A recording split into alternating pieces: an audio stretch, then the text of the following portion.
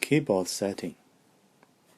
Now we're going to show you the keyboard setting project. There are three functions we're going to use. 1. Data entry. 2. Basic button. 3. Data variable display.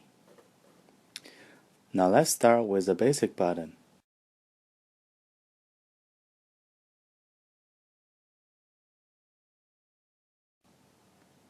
The button effect we will set as page number 50. And while we set the button as keyboard, we should set the key value here.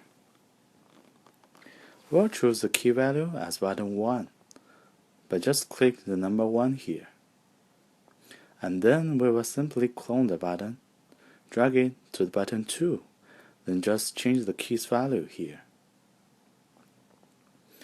After we set all the keys button, we shall use the data entry function to write the value we input into the storage.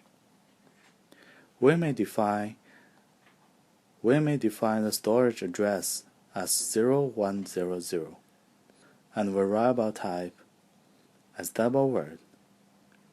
The number of digits we can set as 2. Display location we can set as here.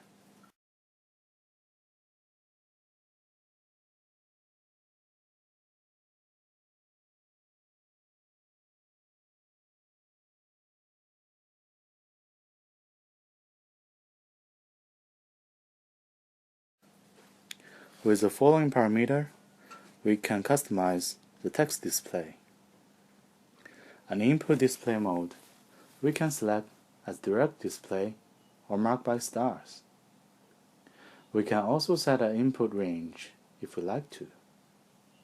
We shall use the keyboard in current page by check this option. The final step is to set a text display for the number we input. So we will use the variable data display function here. We should set the variable storage address as same as the data entry